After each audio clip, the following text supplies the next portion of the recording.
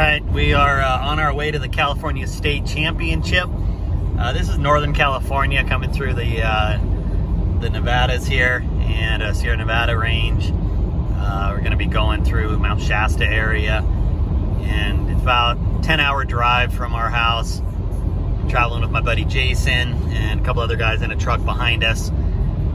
And I don't know, there's nothing fun about driving for 10 hours, but at least it's good company and a beautiful view. So you just wait and see how bad it gets, what it looks like when we get where we're going, because it's oil fields and cow pastures. So we'll see you in a little bit. Well, here we are going past Shasta Lake. It is still mighty empty. That is a lot of dirt being shown there, and those boat ramps are way lower. You know, I've been through here, you know, admittedly a long time ago, where the water was all the way up to that tree line, and it's just pretty crazy to see this. I haven't been through this area in a few years, and you hear about it and you see it online, but you know, to see how low this water level is, it's really pretty incredible. 10 hours later, a few bottles of water and a little McDonald's, and we are finally in Coalinga. And yep, it looks like just about every other desert range that we shoot at, like Rattlesnake or Ben Avery or Raton. And but we're excited. Just tired. It's been a long day. Been up since 3. So we're gonna get the hotel, get some sleep, get our guns together, and we'll be out for a 2 relay club match tomorrow. Kind of a practice, and then that'll give us some time to regroup Friday night and get ready for Saturday morning, which is the actual California State Championship. So here we go. Renting an Airbnb or a hotel. I try to rent houses as much as I can, but this area just didn't even have any rentals available, so we stayed at a hotel. It wasn't bad. It was just a Best Western, but they had these, you know, fancy little murals on the ceiling, and it was clean, and you know, had its normal buffet breakfast in the morning, so you can't ask for more than that. These carts, you know, obviously we've got the carts, and they're pretty essential for bringing in, you know, stuff like your front rests and your ammo and range bags and guns and whatever else you're hauling around. And it was pretty funny because I think half the hotel was people attending this match. It was a very small city and not a lot of hotels to choose from. And so, I mean, you'd go down to breakfast in the morning, and there'd be guys with their carts, you know, with guns and ammo and everything. Definitely not something you'd ever see up here in Oregon. This particular little town is in a fairly conservative part of California, and nobody batted an eye at us having, you know, cased up guns in the lobby or anything like that. So it was really great to see. Early morning in Coalinga, out amongst the jack pumps and oil fields and cows. This is, you know, really not a bad looking area. It's just quiet and desert and just the way we like it. So I'm curious to see what this range looks like, but I've heard really good things about it. So let's have some fun with it.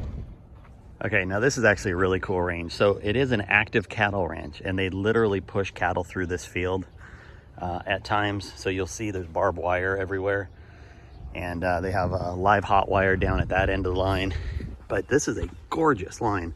They obviously take really good care of it with the sand. They have it graded for this morning. Really nice cover on it.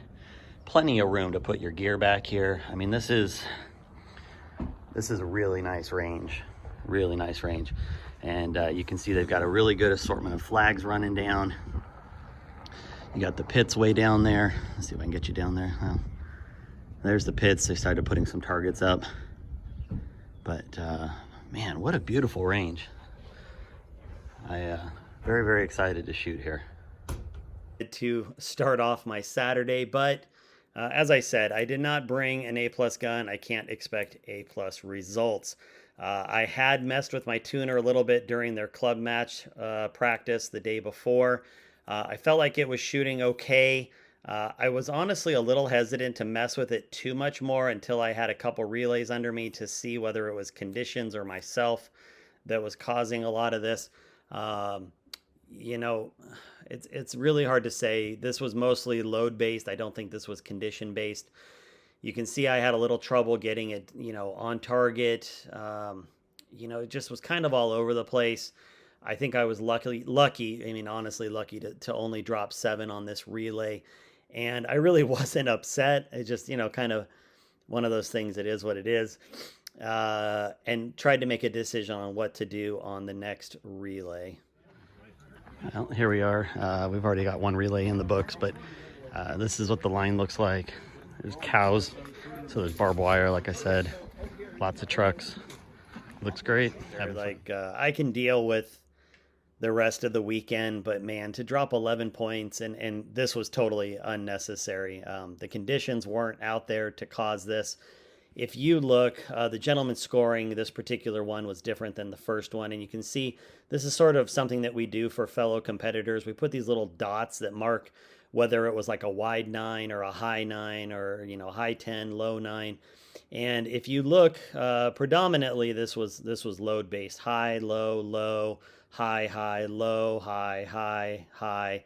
So a lot of these, even though these 10s were there, highs, but if you look out of the 9s, I had 1, 2, 3, 4, 5, 6 of them were highs or lows, and then I had 1, 2, that looks like right there, 3, 4 that were wide, bad calls. So obviously some condition out there that was kind of messing with me a little bit that I just wasn't picking up. But I think the load was shooting so bad that I was compensating, in some bad ways. And anyway, just horrible shooting. Definitely was not anything to be proud of when I walked away.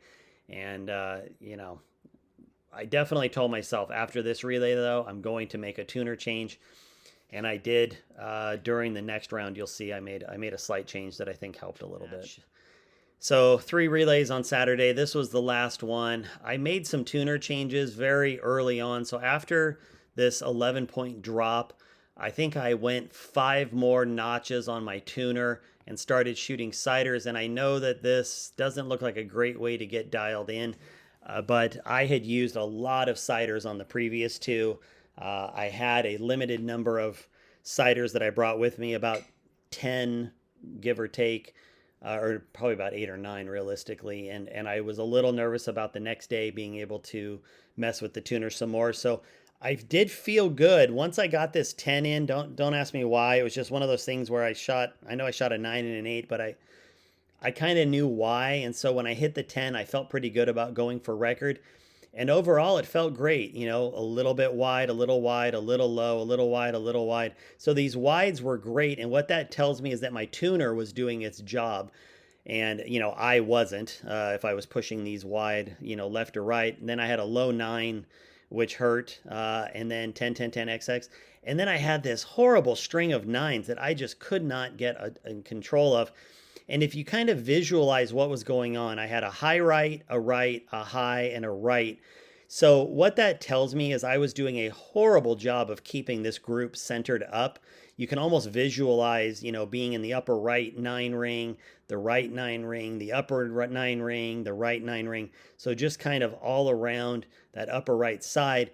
The reality is that if I had seen this starting to drift, and obviously I went 10x, and then a 9. So this was, a little bit of a surprise, but I probably should have done a better job trying to keep these centered up instead of, just being content to keep pushing 9s out, which is not fun. Then I dropped a 10 back in and then finished on a lovely 9. So really rough way to finish this relay when it started really great. But again, what this shows me is this was right. I only had 1, 2, 3, 4. This one looks like it was right. So about 4 shots, that were even bad, vertical. Everything else was me with wind calls, and I only dropped 6 on that relay. So that felt really good. It shows me that there is a reason to have the tuner, that if used responsibly, it can have an impact that is beneficial. And it left me feeling pretty optimistic for the next day, even though I don't have the scores in front of me, but I was honestly close to the bottom of the pack on this whole thing. By the end of this day, I was down 24 points, and I think the top 5 or 6 guys were only down maybe 6, 7, 8 points. So, I mean, I was, 3 times what the top 6 or 7 guys were at. So it wasn't leaving me obviously any comfort in trying to hit the top leaderboard. But I knew that if I did my job the next day, at least I would feel good about myself and have a chance of at least hitting middle of the pack. So let's take a look at Sunday. Start off my Saturday, but as I said, I did not bring an A plus gun. I can't expect A plus results. I had messed with my tuner a little bit during their club match practice the day before.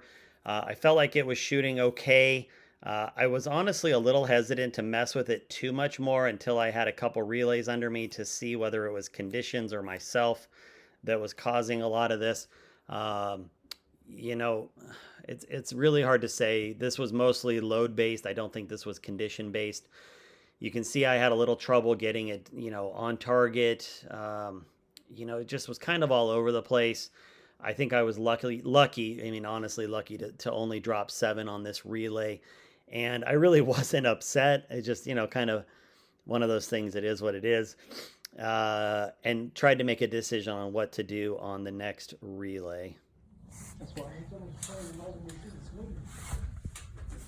I want to see it wax on.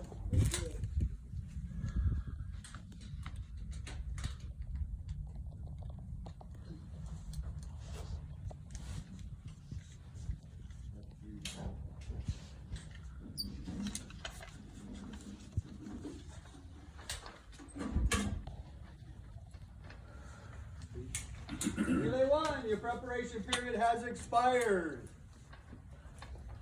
This is your final stage. Unlimited ciders, 20 shots per record in a time of 30 minutes. Is the line ready? The line is ready. Your time will begin and you may fire when your target appears. Good luck, Jim. Good luck, Todd. Thank you, bud. Thank you. Let me know when you're going for record. Yep. Walk all the way out here. There you go.